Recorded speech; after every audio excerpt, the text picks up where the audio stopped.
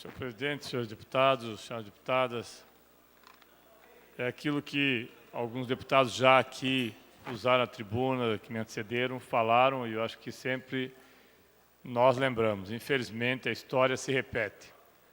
Primeira vez como tragédia, a segunda como farsa.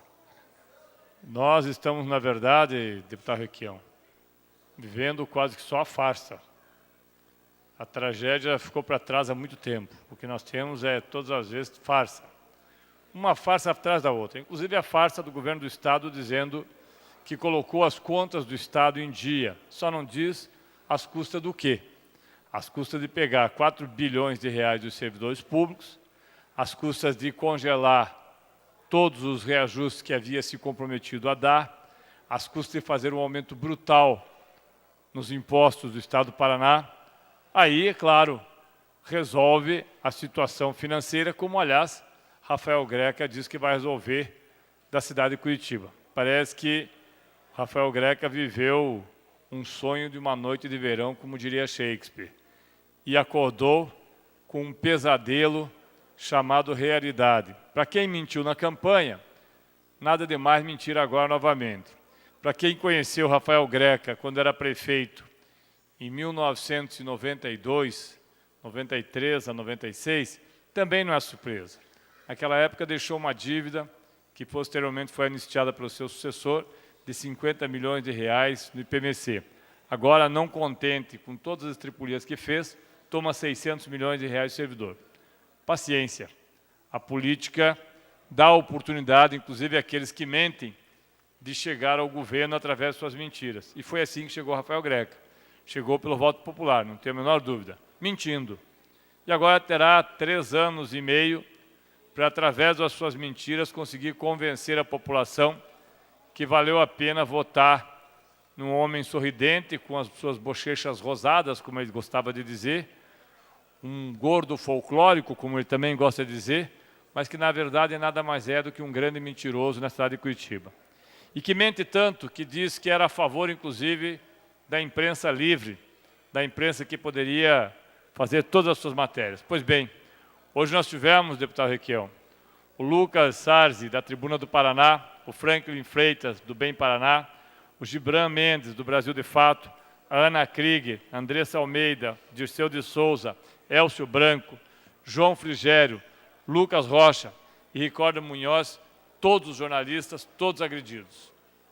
Todos agredidos. E muitos deles com identificação clara de serem da imprensa. Eu acredito que nós não temos que criminalizar a polícia. Agora, não podemos passar a mão na cabeça daqueles policiais que sentem um prazer em bater. Sentem um prazer em fazer como eu vi. Deputado Requião, Vossa Excelência estava lá hoje, eu não estava, estava aqui na audiência pública, mas como vi na terça-feira passada, uma policial que atrás do cordão de isolamento pegava o cacetete e se esticava na ponta dos pés para bater nas pessoas. É totalmente desnecessário. Isso descontra a corporação, inclusive descontra aqueles que estão lá para cumprir o seu papel, sem sentir prazer nenhum nisso, deputado Recalcati. Sem sentir prazer nenhum nisso. Mas o ser humano é assim.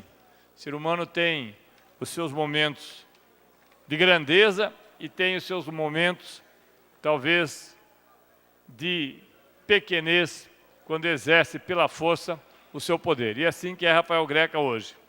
Um homem grande no tamanho físico e pequeno na sua compostura política, porque usa e abusa do poder policial. Infelizmente, esse é o Greca que muitos esqueceram.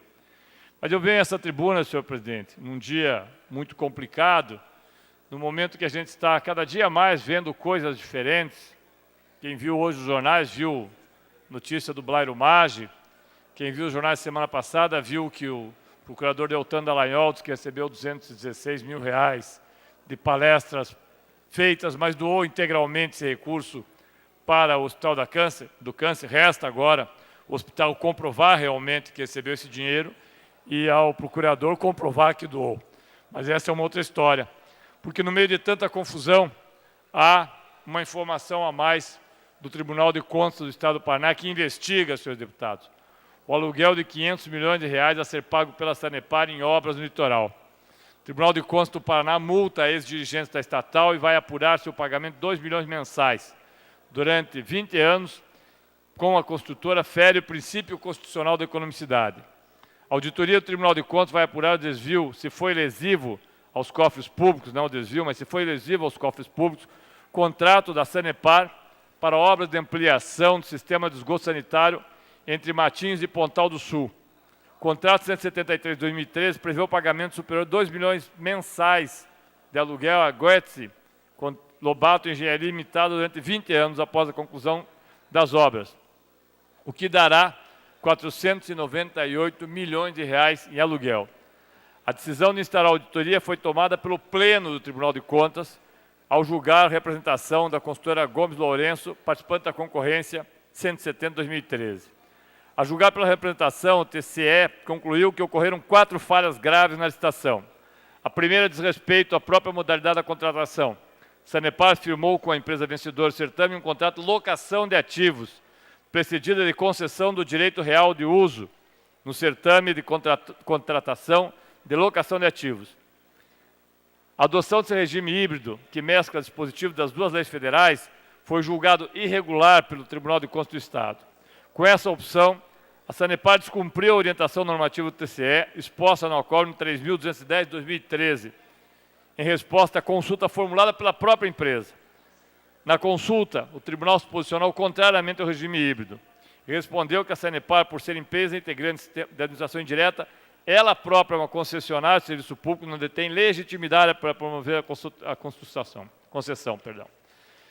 Mais ainda, diz ainda o tribunal, as multas que foram aplicadas agora são aplicadas devido à inobservância das formalidades de processo licitatório, especialmente pela ausência de projeto básico e de elementos para a elaboração de proposta de preço, pela adoção de regime de contratação híbrida, descumprindo esta mesma orientação normativa.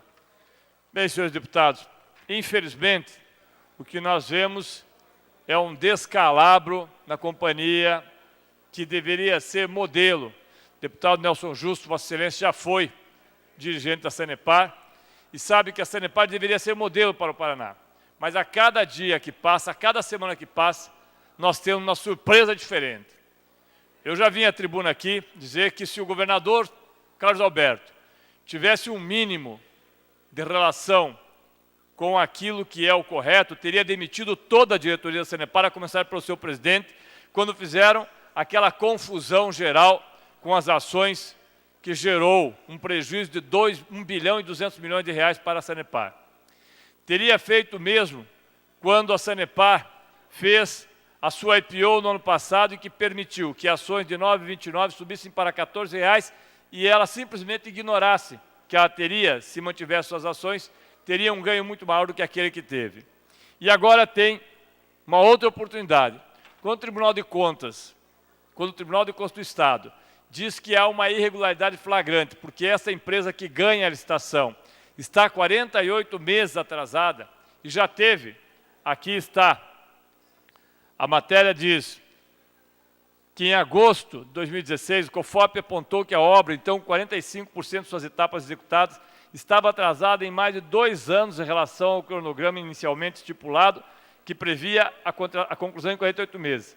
E o contrato já havia recebido, embora atrasado em mais de 2 anos, 5 termos aditivos. Semana que vem, senhores deputados, nós queremos elaborar e esperamos que esta casa aprove, deputado Romanelli, vocês que é o líder do governo e tem muitas vezes trazido as respostas assim que fazemos os pedidos de informações, mas de quantos são esses aditivos e por que eles foram feitos se as obras estavam atrasadas 2 anos? O que leva a Sanepar a fazer aditivos de contrato com uma empresa que tinha 48 meses para entregar a obra, deputado Tião, que não entregou a obra, que está com 45% da obra executada, que está 2 anos atrasado e ainda assim consegue 5 aditivos na obra feita e, pior, feita já com a recomendação do Tribunal de Contas que era irregular a sua contratação. Parece que o Tribunal de Contas, nesta hora, não existe ou não serve para absolutamente nada no entendimento destes diretores da Sanepar que fizeram ou que tiveram a iniciativa de fazer essa contratação. Eu espero o desdobramento disso. Mas que não seja mais uma vez apenas uma notícia de jornal. Deputado Tadeu, por favor, 1 minuto para concluir.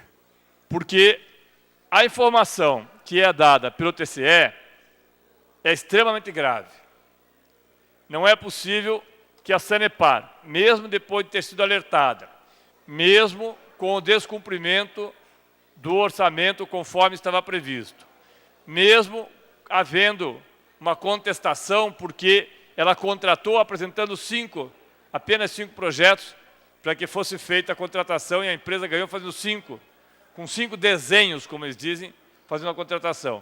Mesmo assim, que essas pessoas que fazem isso continuem livre, leve e solto. Eu acho que é preciso que nós aqui na Assembleia comecemos a cumprir aquilo que é o nosso papel constitucional, que é de fiscalizar, mais do que o Tribunal de Contas. O nosso papel é de fazer a fiscalização. E é isso que nós faremos a semana que vem, fazendo um pedido de informações para que, afinal de contas, a população saiba a Sanepar que cobra tão cara a água, porque é tão generosa com alguns...